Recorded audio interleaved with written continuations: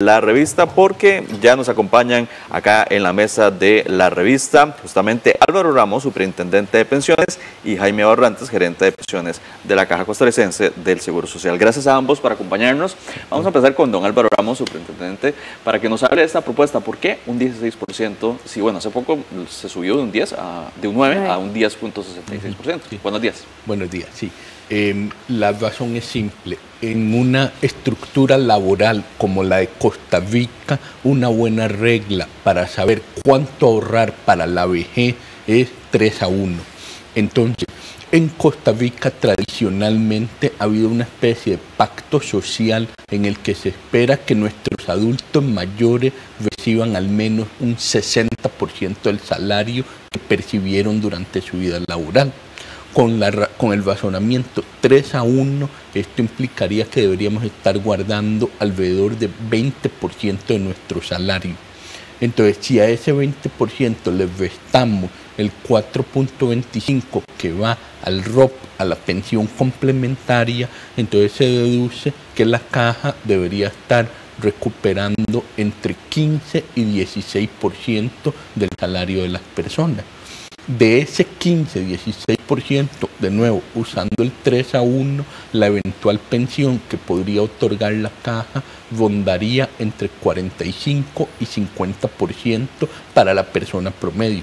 Por supuesto, para alguien que se pensiona de más edad o que tiene más cuotas, pues sería más, pero para la persona promedio alrededor de 45-50, y a eso le sumamos el 14-15% que le va a dar la pensión complementaria y se redondea el 60% al que estamos acostumbrados los costarricenses. Ese es como el principio, digamos, matemático.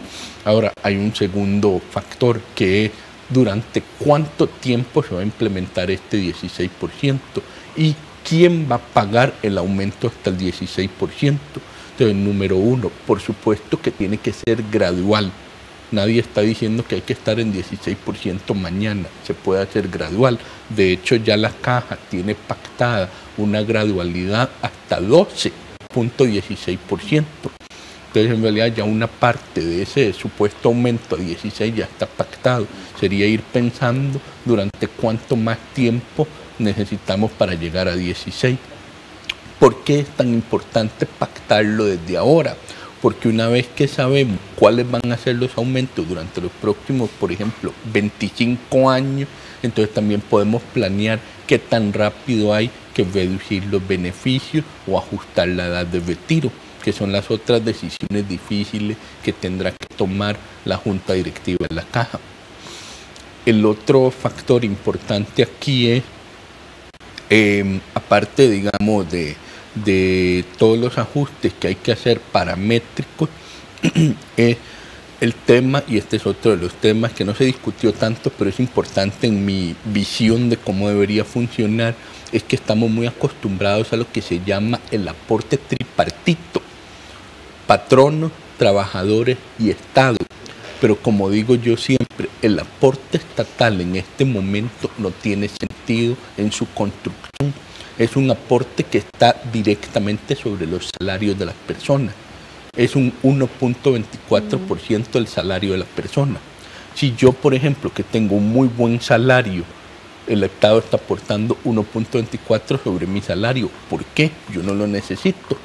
Debería estar enfocado el gasto del Estado solo hacia las personas más pobres, hacia la parte solidaria del régimen del IVM. Entonces, una de mis propuestas es desconectemos el aporte estatal de la parte salarial y peguémosla a la parte de gastos. ¿Y qué diferencia importante tiene esto? Simple. Imaginemos que la economía entra en una recesión. Entonces los salarios o se estancan o incluso bajan porque hay más desempleo o lo que sea. En la teoría económica y en la práctica del mundo, el Estado, ¿qué hace? Gasta más dinero. ¿Por qué? Porque tiene que apoyar la economía en un momento en que se está debilitando. Pero por construcción en el IVM, más bien el Estado reduce el dinero. ¿Qué pasa en un boom económico? La teoría dice, baje la cantidad de gasto estatal. ¿Por qué? Porque el gasto privado está boyante. pero como está construido en un boom económico en Costa Rica, el Estado más bien gasta más dinero en pensiones. ¿Por qué? Si la gente está bien. Bien, entonces eso genera lo que se llama una prociclicidad del gasto estatal, que no está relacionado a las necesidades del fondo, sino simplemente a cómo están evolucionando los salarios. Mi criterio es que el gasto estatal debería estar vinculado a las necesidades del fondo. Bueno, varias consultas, don Álvaro, sobre ese tema, por supuesto, pero antes que hiciéramos una primera reacción de Jaime Barrantes, gerente de pensiones de la Caja de Seguro Social. Buenos días, don Jaime. Primeramente, ¿cómo visualizan esa propuesta? ¿Es viable o no? Luego de que ya se hiciera precisamente un aumento gradual. Sí, bueno, las propuestas que nos hace la SUPEN son consideradas como un insumo muy importante por nuestra Junta Directiva. En este sentido, la visión precisamente es ser aliados, tanto la preocupación de la SUPEN como de la Junta Directiva debe ser tener un sistema de pensiones sólido y sostenible en el tiempo. Así que precisamente esas propuestas son parte del análisis que la Junta Directiva precisamente hace para ver cómo fortalece su sistema de pensiones. Aquí sí hay que aclarar un poco el ejemplo, que cuando se habla de un aumento de 10, 16 a 16, ¿verdad? El ejemplo que se ponía al inicio no es necesariamente así, ¿verdad? No es que al trabajador, ¿verdad?, se le va a rebajar un 10 y después se le va a rebajar un 16. La contribución en este momento es financiada por los tres grandes actores, ¿verdad? En este caso patronos, en este caso trabajadores y bueno, y el tema del gobierno que ahora mencionaba don Álvaro. Eso en este momento está pactado a que llegue a ser un 12-16% en el año 2029. ¿verdad? En este momento tenemos un 10-16 y vamos a tener incrementos de 0.5 porcentuales cada 3 años según la recomendación de una mesa de diálogo que en 2017 pues, recomendó acelerar esos incrementos que habían sido pactados en el año 2005. De tal manera que al finalizar el año 2029 la contribución del trabajador va a ser de un 4.50, en el patrono de un 5.75 y el Estado un 1.91. Eso sería un 12.16. Hay propuesto también, ¿verdad?, un traslado de un 0.25 de la cotización que hoy los patronos hacen al Banco Popular, que eso pueda pasar a fortalecer IDIBM. ¿verdad? Es un proyecto, ¿verdad?, que en este caso pues tendría que discutirse en la Asamblea Legislativa. Eso haría que prácticamente la cotización podría ser de 12.41, aspecto que ya está pactado, como muy bien lo dice don Álvaro. Tendríamos que analizar. Eso ya está hecho. Es decir, eso ya está hecho. Eso va, el 12.41 ¿hasta qué fecha, año? Bueno, sería el 12.16. Hay un 0.25 adicional que dependería del análisis que se haga en la Asamblea Legislativa. ¿Ya está presentado el proyecto de ley? Se envió por parte de la Caja para que el proyecto sea presentado por el Ejecutivo. En este caso, pues el Ejecutivo lo está analizando, ¿verdad? Y esperaríamos pues alguna definición, ¿verdad?, de este porcentaje. Pero hoy lo que tenemos es pactado hasta 12-16%. Entonces estaríamos hablando de 3 puntos adicionales, ¿verdad?, que darían entre 15 y 16%, que sería el monto, ¿verdad?, que en este caso se necesitaría para... Para 2029 nos dijo don... Hasta el 2029, ¿verdad? Habría que entonces pactar, ¿verdad?, de ahí, de ese año en adelante, ¿verdad?, cómo se llegaría a ese eventual entre 15 y 16%, que sumado al 4.25%, ¿verdad?, que ya en el año 2000 se definió para el segundo pilar, pues nos rondaría ese 20%, que ya muchos países lo tienen, ¿verdad?, principalmente los países europeos, ¿verdad?, donde tienen una cotización, en este caso que ronda el 20%. ¿Por qué antes no? Bueno, porque estamos en un proceso de envejecimiento de la población, ¿verdad?, y cambios. En otros momentos, pues, una cotización, incluso el IBM empezó siendo de 7.5%. ¿Por qué alcanzaba en ese momento? Bueno, porque teníamos muchos activos y pocos pensionados, ¿verdad? Pero esto va a ir cambiando con el tiempo, entonces hay que ajustar el sistema a estas nuevas condiciones. Tenemos también en línea al diputado de Liberación Nacional, Luis Fernando Chacón. Buenos días, don Luis Fernando. Escuchaba usted al gerente de pensiones de la Caja y al superintendente de pensiones, don Álvaro Ramos. Buenos días. Muy buenos días a todos, un placer saludarlos y muchas gracias por permitirme compartir con ustedes en este programa tan importante. Adelante, don Luis Fernando, una reacción suya sobre este planteamiento de la superintendencia. Bueno, me parece que nuestro sistema de pensiones parte de ser un sistema absolutamente solidario, en donde se busca y el bienestar de la gente costarricense que logra llegar a su edad de pensión. Me parece que la propuesta parte de un análisis que debió haber hecho la SUPEN, y yo parto de que es un análisis serio, que es un análisis que está fundamentado en datos, en estadísticas, y me parece que primero que nada debe darle uno el beneficio de la duda, sobre todo viniendo de una persona como don Álvaro Ramos, que tiene un alto conocimiento en esta materia, pero creo que es importante también que en momentos en donde el país está pasando por una situación fiscal difícil, donde el país está también apenas tratando de asimilar el nuevo plan fiscal, pues anunciar esto en este momento no es creo que prudente, creo que no es prudente. Puede ser responsable, pero no prudente.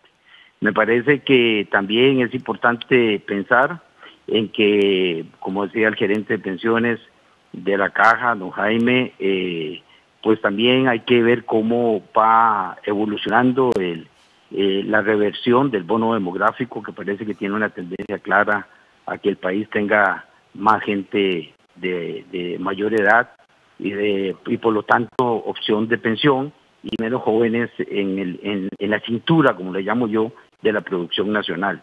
Me parece que Costa Rica debe de revisar todas las bases y todo su origen del sistema de pensiones para poder fortalecerlas en el tiempo de una manera gradual, así ya como está propuesto este crecimiento para los próximos años. Podríamos estar teniendo una visión de largo plazo, que es importante, una visión de luz larga, como le llamo yo, que es creo que lo que está planteando don Álvaro y la SUPEN. Pero me parece que en este momento lo que deberíamos de llamar es una mesa de discusión y de diálogo entre todas las partes, patronos, trabajadores, diversos sectores del gobierno, para que podamos llegar a una posición consensuada y una posición absolutamente responsable en el tiempo. Reitero, los costarricenses somos muy responsables en el tema de pensiones. El bono demográfico nos está afectando mucho, tenemos más gente pensionándose y tenemos menos jóvenes en la cintura laboral. Bueno, creo que dentro de esta y otras variables, el país, de una manera solidaria, debería entrar a una gran mesa de discusión y análisis sobre el tema de las pensiones, que ha venido siendo un tema de preocupación para todos los costarricenses, de que el sistema está débil, que el sistema se está debilitando. Me parece que hay que llamar a la responsabilidad de todos los costarricenses también que aspiren a tener una pensión. Me parece también que hay que impulsar la reactivación económica del país. El país no puede seguir en el bache de la deficiencia en esta reactivación económica que está exigiendo el país. El gobierno debe hacer planteamientos serios de cómo vamos a reactivar la economía, porque un país que crezca económicamente va a generar empleo, y al generar empleo vamos a tener esa cintura, sobre todo de nuestros jóvenes activos, produciendo y preparándose para un futuro a pensión. Pero mientras la reactivación económica no se esté dando, me parece que hablar de un crecimiento a un 16% en el aporte para la pensión en este momento estaría golpeando mucho a todos los costarricenses. Sin embargo, es un tema de absoluta responsabilidad, y creo que es un tema que debe manejarse con ese nivel, y viniendo de una persona como don Álvaro, estoy seguro que se manejará de la mejor forma, de la mejor posición responsable, pero insisto, debería tomarse en cuenta a todos los sectores y entrar en una gran discusión a nivel nacional para que podamos estar tranquilos los que ya tenemos edad, y los jóvenes que vienen atrás, que tengan también asegurado un futuro en sus pensiones, teniendo la conciencia clara de que es necesario aportar desde jóvenes, que es importante aportar al régimen de pensiones desde jóvenes, y no pretender pensionarse al final de su vida si no han pasado primero por un sistema de contribución. Me parece que ahí debe partir y mantenerse el sistema fundamentado en una estructura absolutamente solidaria como nos caracteriza a todos los costarricenses. Don Álvaro Ramos, decía el diputado de Liberación Nacional, es responsable pero no prudente. ¿Qué pasa si no se toma este acuerdo? La consecuencia inmediata, no recibir ese monto de pensión que actualmente se recibe para personas que en un futuro se pensionaron como nosotros. ¿Y qué significaría? Mi otra consulta es esta: ¿qué significaría desconectar el Estado? Es decir, ¿quién asume ese porcentaje o ese gasto? Sí. Varias consideraciones técnicas. Número uno, la propuesta fue hecha en el contexto de una discusión técnica en la junta directiva, en la que incluso estaba presente personal de la OIT, y siempre se pensó como, bueno, veamos a futuro, qué se puede hacer a futuro. Nunca se pensó como algo que se va a implementar de inmediato. Entonces, tener cuidado con esa. Lógicamente todos somos conscientes de la realidad económica del país en este momento. Esa es la primera consideración.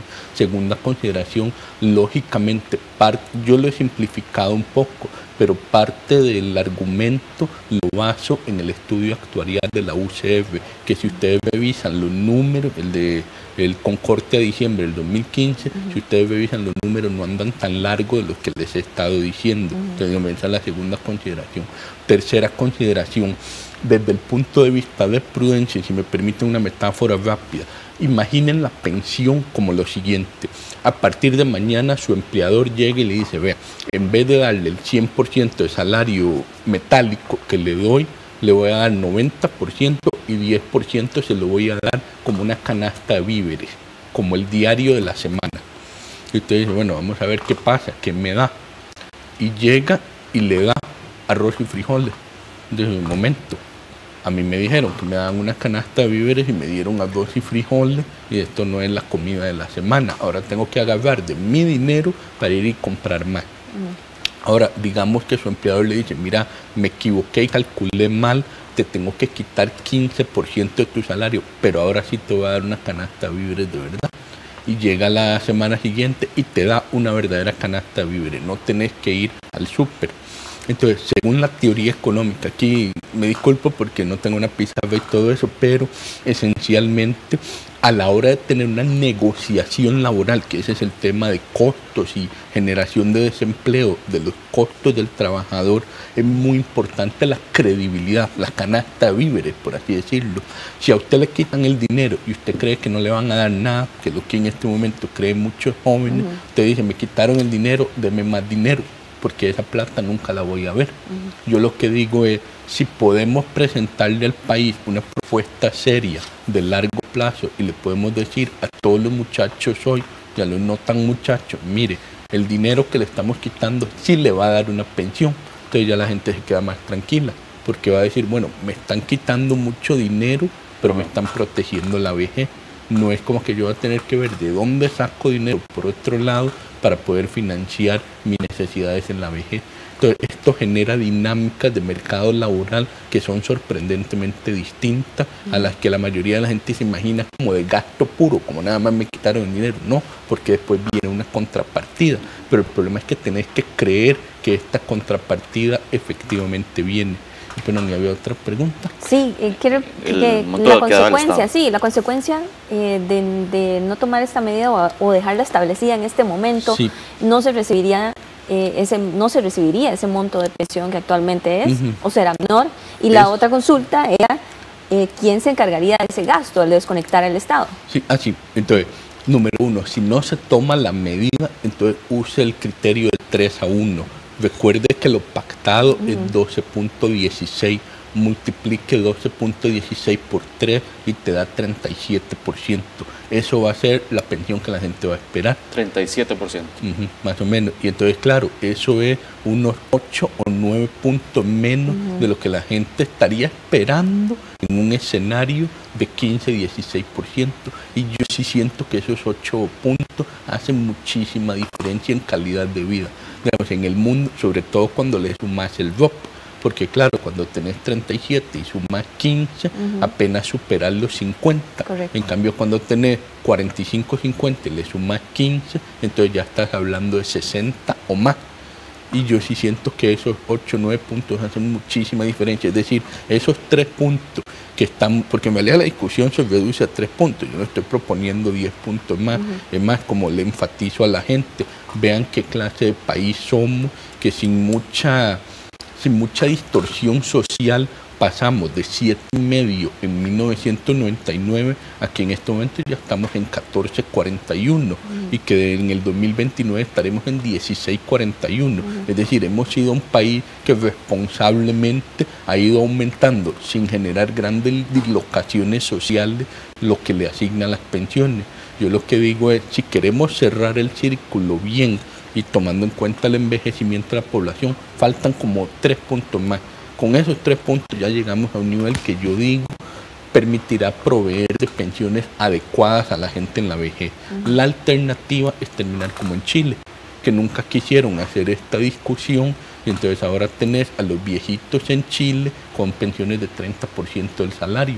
En el caso de las mujeres, 28% del salario. Entonces la gente sigue trabajando hasta los 70, 75 años porque no aguantan. Entonces eso es lo que yo no quiero para Costa Rica. Esa es como la primera parte. La segunda parte, la mecánica de desconectar el gasto estatal funciona así.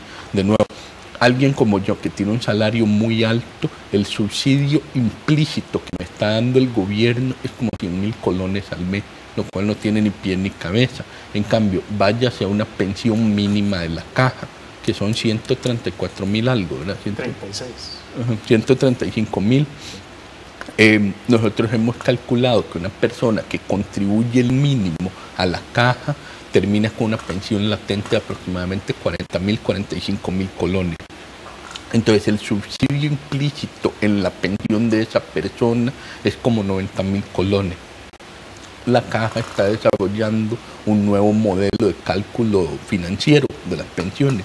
Yo lo que he pensado es que la caja se siente y calcule cuántos son los subsidios implícitos que tiene el sistema y que esos subsidios están muy concentrados en la gente más pobre, la que más necesita un subsidio en su pensión, y que le diga al Estado, vea, deje de darme plata por los salarios altos y démela por las pensiones bajas. Y entonces obviamente ya a la hora de determinar las necesidades fiscales del Estado, empieza una negociación entre la caja y el Estado. Bueno, usted me lo puede pagar todo, o me puede pagar 80% del subsidio o 60% del subsidio. Ya esa es una discusión política. Pero lo que yo digo es transparentar los subsidios del IVM primero, como principio, tener un principio de transparencia de cuáles son los subsidios y por qué. Y número 2, ahora sí, que el Estado tenga un gasto contracíclico en vez de procíclico, que cuando la economía esté mal y el fondo reciba menos dinero porque la economía está mal, entonces el Estado más bien sube su aporte. Cuando la economía está muy bien y el fondo le está entrando mucho dinero, el Estado baja un poquito su aporte. Y entonces tener como esa capacidad de manejo de la situación fiscal. Don Jaime, ¿se valora esa alternativa, ese mecanismo que señalaba don Álvaro Ramos? Sí, para la Junta en este momento todas las alternativas están sobre la mesa, ¿verdad? Hay muchas. Bueno, hay otros sectores que han planteado, digamos, otras alternativas. El mismo don Román Macaya ha presentado a la Junta Directiva algunas alternativas que se llaman no tradicionales, ¿verdad? Que podría también pensarse y discutirse. Y como decía, pues el diputado, ahora es muy importante que todas estas alternativas pues se lleven a una mesa de discusión con alcance nacional, ¿verdad? Porque a nivel de lo que es la Junta Directiva de la Caja, pues la Junta tiene la potestad de normar todo lo que es aspectos de edad de retiro, aspectos de las cotizaciones y aspectos de los beneficios. Pero algunas alternativas como esta que plantea don Álvaro Ramos, pues requiere una discusión más país, ¿verdad?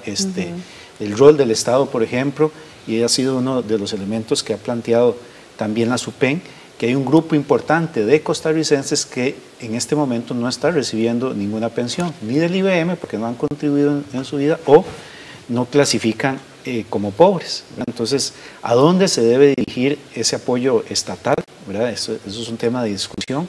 y cómo fortalecer el IBM con otras alternativas, pues también involucra también en este caso precisamente ampliar esos sectores, en este caso que han venido discutiendo el tema de pensiones. Don Jaime Barrantes, esa propuesta primeramente de la Superintendencia de Pensiones se decidirá en siguientes juntas directivas o apenas se está conversando de llevarlo al 16%, es a corto plazo, es decir, no sé, este año, el otro año. ¿En qué estado se encuentran en este momento las conversaciones, las negociaciones? Vamos a ver, ¿verdad? Como bien nos expresado ahora don Álvaro, pues el país ha venido discutiendo el tema de pensiones en distintos momentos y la idea pues precisamente es seguir en ese análisis. Tuvimos una mesa de diálogo en el 2005 para discutir algunas reformas de IBM y recientemente tuvimos otra en el 2017, ¿verdad? Donde también se tomaron algunas decisiones, algunas principalmente de gestión administrativas y algunas que tengan que ver con ingresos y gastos que en este momento pues algunas ya están implementadas y otras están en ese proceso. Pero precisamente el tema debe continuar y la Junta precisamente no ha querido, ¿verdad? Como que el tema, bueno, ya vino la mesa de diálogo, nos dio estas recomendaciones, cerremos el tema, ¿verdad? Sino que ha querido y ha tenido una preocupación importante de seguir discutiendo este tema que ningún país en este momento tiene resuelto, ¿verdad? Ningún país puede decir, bueno, ya pensiones no nos preocupamos, ¿verdad? Porque vivimos en una dinámica y que enfrentamos otros retos, ¿verdad? En el mercado laboral, formas de trabajo que están cambiando, la robotización, entonces son aspectos que debemos ir precisamente estudiando y analizando. Entonces, la Junta ha iniciado precisamente este año una serie de conferencias, ¿verdad? Y de invitados, donde ha estado la SUPEN, ha estado la OIT, se ha tenido también la idea de ampliar, ¿verdad? Estos expertos con otras organizaciones de otros países y lo demás, la UIS también que nos ha apoyado, muy importante, y la idea, y en este caso don Román ha presentado a la Junta una serie de alternativas de análisis, ¿verdad? Que podrán fortalecer el IBM para tener un liderazgo en este caso por parte de la institución para establecer una mesa de diálogo nacional que pudiera en este caso establecerse para el próximo año, ¿verdad? Entonces se convocaría a los sectores para analizar la propuesta de la superintendencia y otras. Exactamente, todas las propuestas de cómo ir precisamente abordando en el tiempo y de una manera lo más gradual posible la sostenibilidad del régimen de pensiones. Don Álvaro Ramos, tal vez una conclusión, ya tenemos que una conclusión sobre la conversación que hemos tenido acá. Sí, no, digamos, para complementar lo que decía don Jaime, creo que lo esencial es entender que en el tema de pensiones, en el mundo entero y en Costa Rica, nunca está cerrado el diálogo y nunca debe cerrarse. Constantemente hay que estar ajustando el sistema cada vez que enfrentamos nuevas realidades. Un ejemplo que siempre doy es la SUPEN va haciendo tablas de vida cada 5 años. Hace poco aprobamos la 4ª tabla de vida.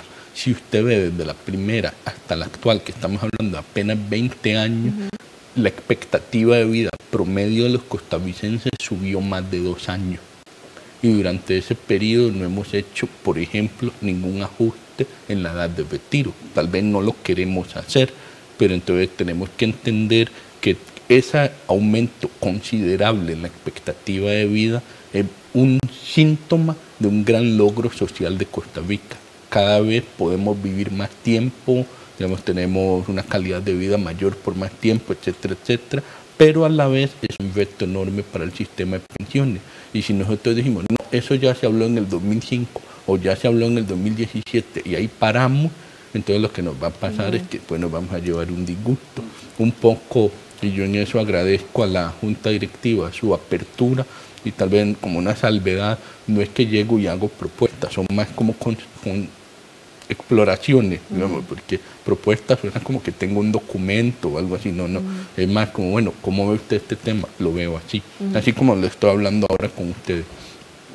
Y obviamente una propuesta ya requeriría afinar mucho el lápiz, pero a grandes rasgos el corazón tiene que ser, como país lo hemos hecho bien, por lo menos desde el 1999. Hemos ido responsablemente mejorando el tema del sistema de pensiones para todos. Y si nos vamos para atrás, también en algún momento cerramos los sistemas viejos, que me permito recordar, así como estábamos hablando del gasto estatal, me permito recordar que hay 2.2 puntos del PIB, más de 11% del presupuesto nacional se nos va en sistemas de pensiones que quebraron y que ni siquiera son el IVM, ¿verdad? Y entonces ahí podemos debatir por qué quebraron, no importa, el tema es que quebraron. Entonces en este momento ya hay una enorme presión fiscal por sistemas que protegen a mucha menos gente que la que protege el IVM. Entonces un poco lo que yo estoy tratando de poner en la mesa es cómo hacemos para proteger a todo el mundo. Discutámoslo. Muchísimas gracias, Álvaro Ramos, superintendente de pensiones, Jaime Barrantes, gerente de pensiones de la Caja Costarricense del Seguro Social, y Luis Fernando Chacón, diputado de Así es, para este importante tema daremos seguimiento, por supuesto, y le pedimos a don Álvaro y a don Jaime mantenerse anuentes a seguir explicando este tema complejo que preocupa a los trabajadores, a todos nosotros, por supuesto, que nos vamos a pensionar. Gracias por su compañía. Buenos días. Buenos días.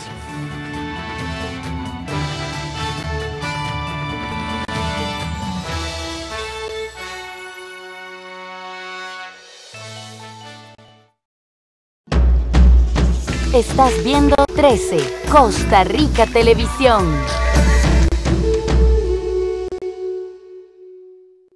Usted lo que me está diciendo es, si Alan Trigueros ha pagado de sobremás después de la definición que hace el juzgado, lo que es usura y la definición de la tasa, vamos a ver, por ejemplo, ustedes están pretendiendo que se le devuelva lo que se le ha cobrado más. Cuando a alguien le financian una vivienda al 4%, en Estados Unidos así se financia, en Chile en el 5%, aquí están financiando al 12%. Entonces uno diría, la tasa un poco más alta. No, es que la cuota que le están cobrando a la familia significa que durante 25 años va a pagar 17 veces el valor de la casa. Mientras tanto, en Estados Unidos va a pagar 3 veces el valor de la casa. Entonces, ¿por qué no reconocer que el sistema no está atendiendo a un nivel óptimo de funcionalidad? Y entonces ahí arrastran a los sectores de los ingresos más bajos.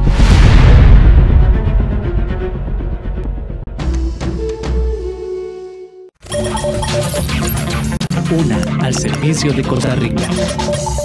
Los signos clínicos que se reportan en las personas sobre clamidiosis son muy inespecíficos, por lo que podemos confundirla con una gripe, con un dengue o con una quiebra-huesos. Si a esa persona no se le trata a tiempo y se encuentra inmunosuprimida, se pueden desarrollar neumonía, endocarditis, encefalitis, hasta fallas múltiples de órganos que pueden producir la muerte del paciente.